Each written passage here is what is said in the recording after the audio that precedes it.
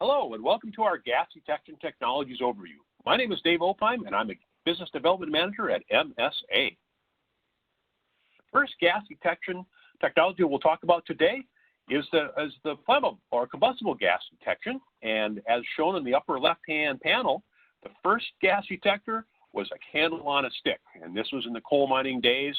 And hopefully you weren't the one elected to clear the methane pocket in the coal mine using this technique. Miners noticed that candles would glow more brightly when they were exposed to methane in the area. Unfortunately, often resulted in an explosion.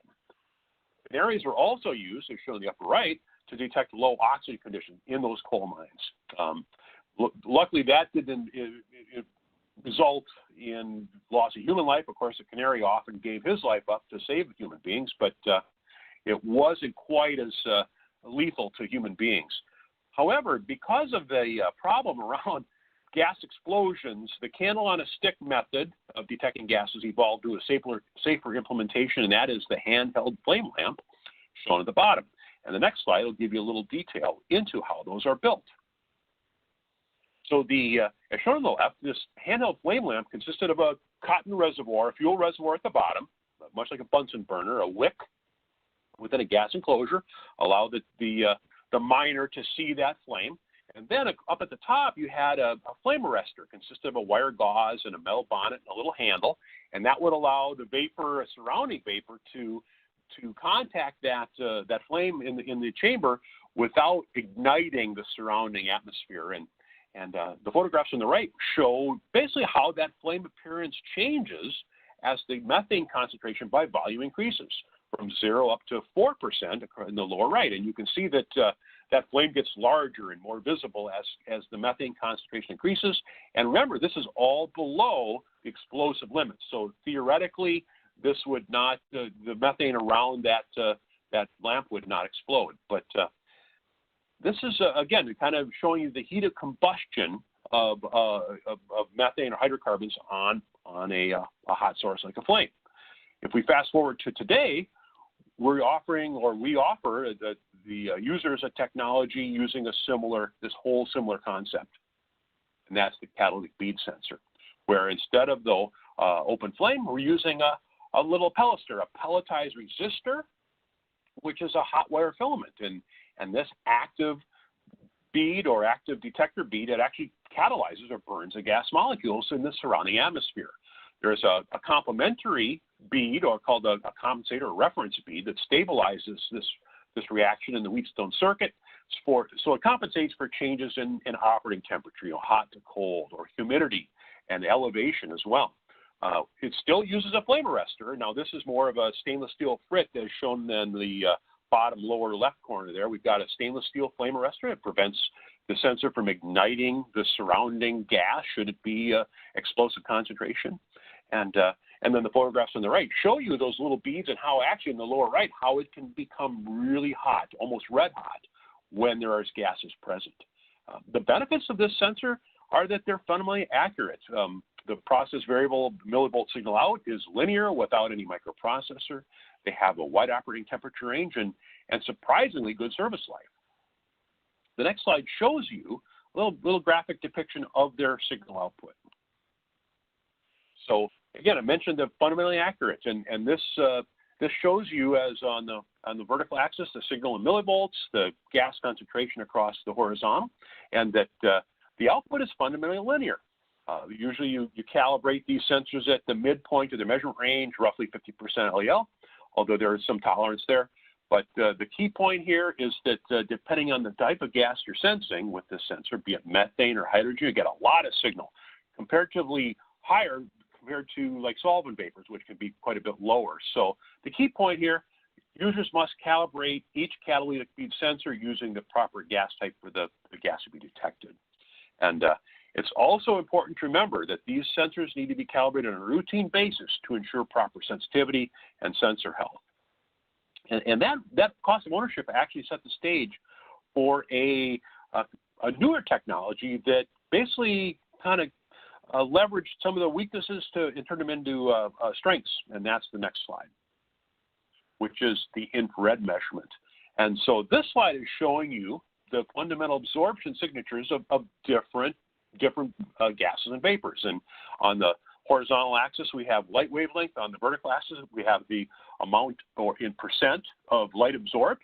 And you can see that as you look at the different, basically, horizontal signatures, you got water vapor, CO2, oxygen, ozone, methane in the middle, nitrous oxide, and then Rayleigh scattering, which is an atmospheric measurement. And essentially, when you look at the wavelength of the methane absorption, roughly 3.3 microns, you can see that other than water vapor, no other vapor shown here has a significant absorption in that light wavelength. And it's that property that's enabled manufacturers to come to end users with an optical instrument for measuring hydrocarbon gases that is non-destructive.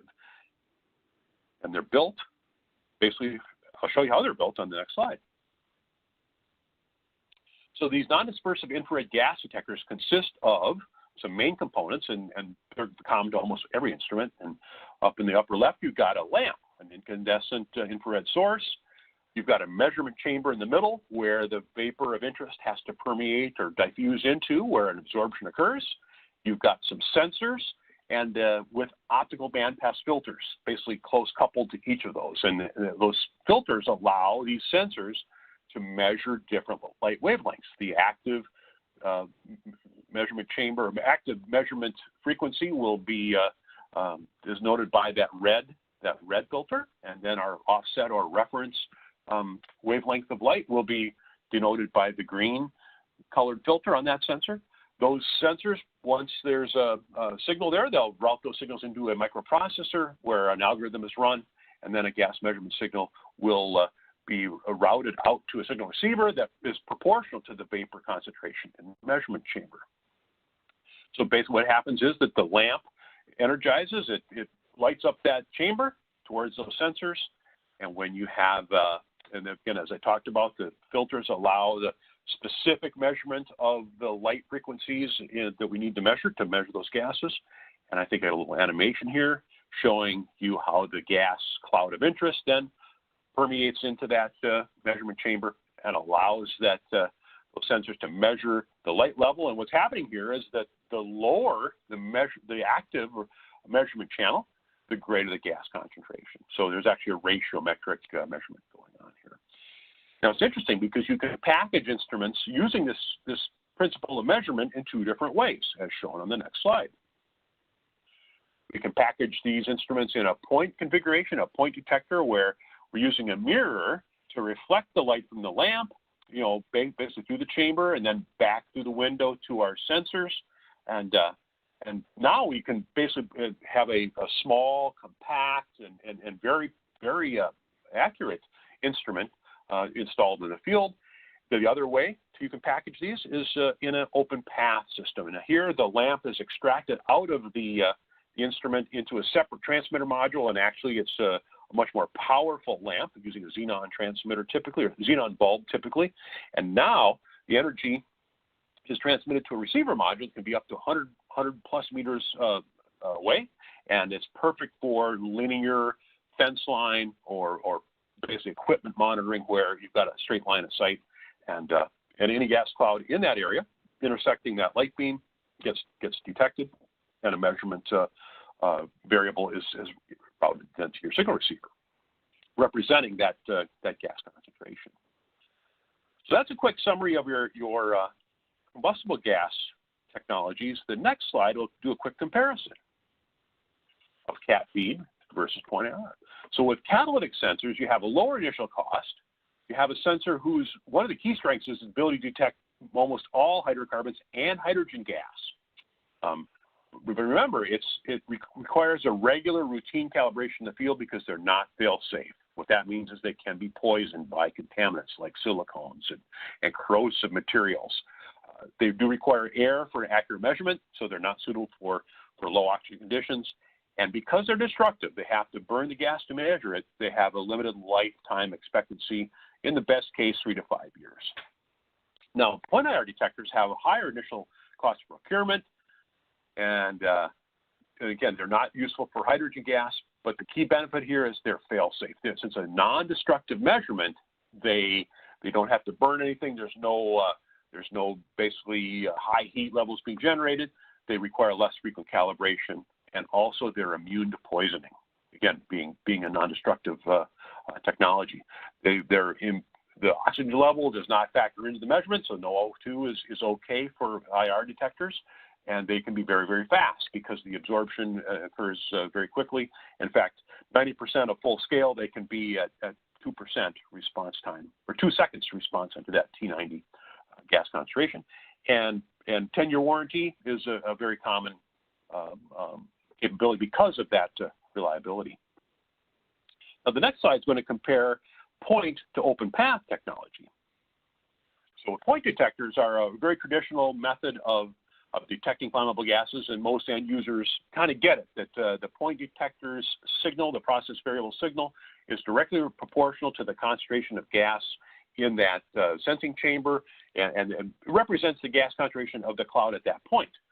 They are reliant on proper installation to achieve adequate protection, meaning we've got to assess the hazards and identify which gases are lighter, which gases are heavier than air, make sure we got sensors in those proper areas. And as I mentioned, it's easy to understand what that signal means, but point detectors come with a cost of ownership, and it often includes this routine calibration, so compressed gases, testing, record keeping around managing the point detectors. Now, line of sight systems are, again, very well suited for perimeter or linear path monitoring, but the signal output from the receiver module in open path system not as easily understood by end users. It's an integrated path measurement representing the entire or total molecular concentration of the vapor of interest in that light beam. And so again, it has a little bit different meaning, and it takes a little bit of interpretation to understand what that means. The optics, because it's an optical device, without any membrane protection around it, they may occasionally require cleaning. They also require proper installation techniques. They're very basically more rigorous around the installation, since they have to be aligned to one another, and the mounting post or structure has to be solid. So that's a requirement on the pre-commissioning on the installation side, but they don't require routine field calibration. They'll have to be cleaned, but using calibration gas, not required. So that's a real benefit. That's kind of the end of the flammable gas discussion. I'm going to move on now to toxic gas detection, and specifically electrochemical type. So electrochemical toxic gas sensors are a point detector, and using the electrochemical type of sensing technology is the subject here today. And think of these electrochemical sensors as micro fuel cells, or if you will, small batteries. They have an electrolytic reservoir with electrodes within that reservoir, and a permeable membrane across the bottom in this case. And they have to be installed, again, where the gas of interest will contact that sensor, and that vapor then will permeate through the membrane and into the cavity, electrolytic reservoir cavity, where a microcurrent will flow across the electrodes proportional to the concentration of the vapor of interest in that sensor. And so typical analytes include H2S, carbon monoxide, ammonia, chlorine. So the signal output then is converted to a milliamp, if you will, from microamps to milliamps, and then routed into a signal receiver like the X5000 shown on the right. Now this transmitter module will provide a digital display to the on-site technicians representing the gas level being detected, and it will provide a signal out as well in either analog 4 to 20 and relay outputs or Modbus to alert other people and other systems of the presence of a toxic gas cloud in the plant. So this is the most common and the predominant technology we see today in toxics. Another way of sensing leaks, especially outdoors, is using ultrasonic technology, and that's the next slide. So this is a microphone-based gas detector. Its strengths include very almost instantaneous detection of a flammable gas leak outside, even upwind of the leak, because it's actually listening for the ultrasonic hiss, if you will, or the ultrasonic signature that's provided by a pressurized gas leak. It's perfect for outdoor settings and for windy settings and explosion-proof or hazardous areas, with the understanding that there are limitations. It won't sense vapors from a liquid spill, or a very low pressure, leak. And also, it cannot differentiate compressed air leaks from a hydrocarbon or a flammable gas leak as well. So there is some limitations, but again, those are often of concern anyway when you have a gas leak. So again, it's another tool in the toolbox to establish another layer of protection. Another technology available today is tunable diode laser detection, and that's on the next slide. So this is a laser-based system. We actually call it Enhanced Laser Diode Spectroscopy, or ELDS, and it's used to detect and measure, very dangerous, in fact, lethal toxic gases in the ppm meter range. These would include ammonia, CO2, hydrogen chloride, hydrogen fluoride, and H2S or hydrogen sulfide. And again, it provides similar to the infrared type. You've got an enhanced large area coverage using a line of sight system.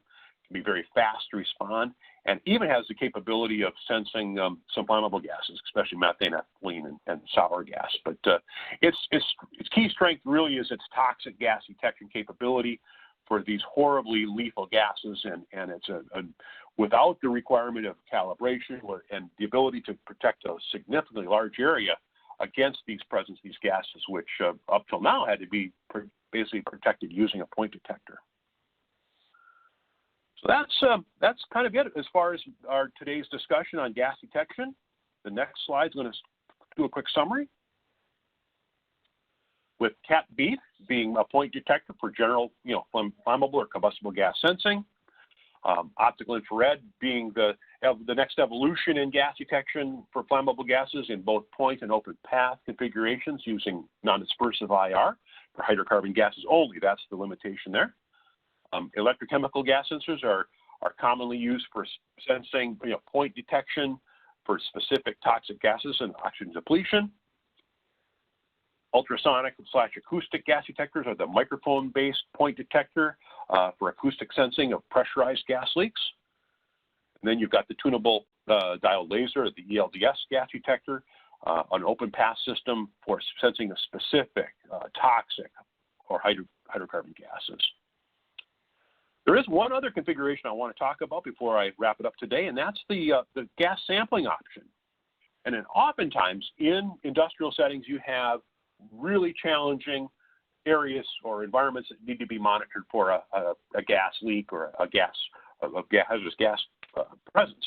And using, if it's too hot, if it's too difficult to access, if it's just, for whatever reason, it's not suitable for a person to go in there and to calibrate those sensors or to manage that area, we can use a sampling system or recommend a sampling system. And this is basically it's used with a point detector with a vacuum pump, and the vacuum pump will, using tubing, will extract an air sample from that challenging area, route that sample to a sealed sensor chamber around our sensor.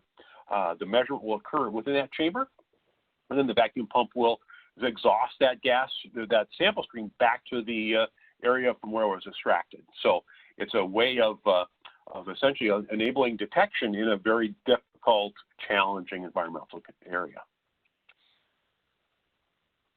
Next slide will basically talk about keys to achieving a high-performing system. First step is identify and follow the best practices around executing a hazard operation analysis and going through scenarios leading to a leak. That's the first thing. And from the results of that study, we can identify the optimal detector placement locations and coverage we can expect from those locations. Once we've got that done, we've got to make sure we've got a proper installation. And that means mechanical considerations and electrical considerations around our detectors, physical installation, our wiring practices around that, our power supply, our power distribution. Once that's done, we've got an operating system without any faults. We can proceed to the commissioning phase and the routine performance tests, making sure we've got a high-performing system that's accurate to the national standards, and that we've got a program around performance testing and making sure we've got, we're going to maintain that system. which leads right to operations and maintenance. Do we know how to, do our people on site know how to operate and maintain it and record it, log its performance and log our calibrations and so on, which leads really to training. That's really, at the end of it all, anyone assigned to managing a gas and flame system needs to be trained on how that system operates and how we take care of it, keep it in tip-top shape. That's my presentation for the day. Do have a few action items. I'd like to recommend some complementary webinars we've put together, one on flame detection, one on best practices around a deeper dive, if you will, into the flame and gas detection. And these are on the MSA Safety channel on YouTube, and specifically the Fixed Gas and Flame Detection playlist. Don't forget, it's on FGFD playlist, MSA Safety channel on YouTube. And please feel free to contact us for a free site analysis. We would love to come. That's what we really enjoy is helping customers, and we'd just love to do that. So here is our email address, fgfd@msasafety.com. And thank you. I hope you found it a useful presentation today, and please let us know if we can be of help. Thank you.